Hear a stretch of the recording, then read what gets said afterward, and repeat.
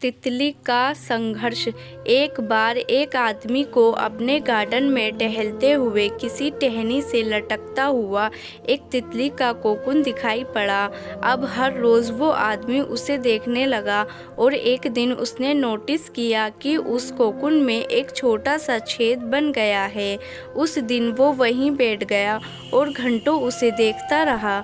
उसने देखा कि तितली उस खोल से बाहर निकलने की बहुत कोशिश कर रही है, पर बहुत देर तक प्रयास करने के बाद भी वो उस छेद से नहीं निकल पाई और फिर वो बिल्कुल शांत हो गई, मानो उसने हार मान ली हो। इसलिए उस आदमी ने निश्चय किया कि वो उस तितली की मदद करेगा। उसने एक कैंची उठाई और कोकून की ओपनिंग को इतना बड़ा कर दिया कि वो तितली आसानी से बाहर निकल सके, और यही हुआ। तितली बिना किसी और संघर्ष के आसानी से बाहर निकल आई, पर उसका शरीर सूजा हुआ था और पंख सूखे हुए थे। वो आदमी तितली को ये सोचकर देखता रहा कि वो किसी भी वक्त अपने पंख फैलाकर उड़ने लगेगी, पर ऐसा कुछ भी नहीं हुआ। इसके उलट बेचारी तितली कभी उड़ ही नहीं पाई और उसे अपनी बाकी की ज़िंदगी इधर उधर घिसटते हुए बितानी पड़ी।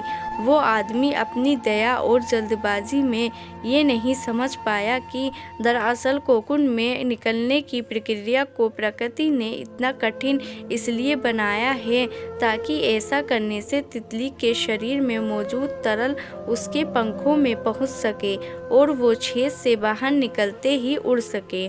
वास्तव में कभी कभी हमारे जीवन में संघर्ष ही वो चीज़ होती है जिसकी हमें सचमुच आवश्यकता होती है।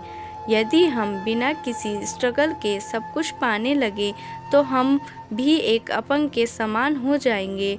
बिना परिश्रम और संघर्ष के हम कभी उतने मजबूत नहीं बन सकते जितना हमारी क्षमता है। इसलिए जीवन में आने वाले कठिन पलों को सकारात्मक दृष्टिकोण से देखिए।